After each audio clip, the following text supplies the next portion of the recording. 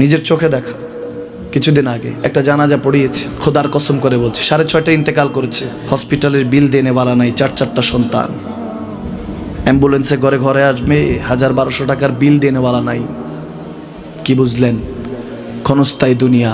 মুমিনের কম থাকলেও আমি বলি, কেউ যদি এসে বলে হুজুর একটু দোয়া করেন, খুব পেরেশানিতে আছি, আমি তার হাত চুমু খেয়ে বলি তোমাকে মোবারকবাদ, আল্লাহ তোমাকে ভালোবাসে।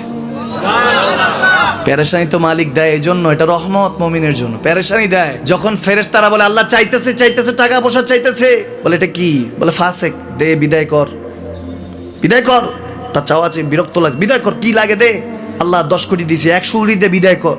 মুমিন যখন চাইতে থাকে আল্লাহ আমাকে কিছু লাগবে, যখন একটু করে চায় আমার মাটাকে সুস্থ করে দাও, বাবাটাকে আল্লাহ আমার স্ত্রীকে, আমার আমাকে একটু তৌফিক দাও, চাইতে থাকে মুমিন। আল্লাহ বলে যখন ফেরেশতারা দেখে মুমিন চাচ্ছে, দেরি করতে পারে না, তাড়াতাড়ি খাজানা নিয়ে দিতে নেবে, আল্লাহ বলে রাখোস না, এত তাড়াহুড়া কিসে? তার চাওয়ার মধ্যে তো প্রেম আছে, একটু চাইতে দেস না।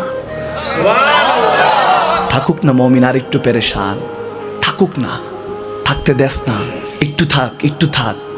পেরেশানিতে রেখে আল্লাহ মজা নেয়, মহব্বত নেয়, মুমিনের অন্তর থেকে খুশবু নেয়। আল্লাহর বড় মায়া, মুমিন যখন চায় আল্লাহ তখন মায়ার নজর নিয়ে তাকায়, হায় হায় আমার বান্দা, সুবহানাল্লাহ।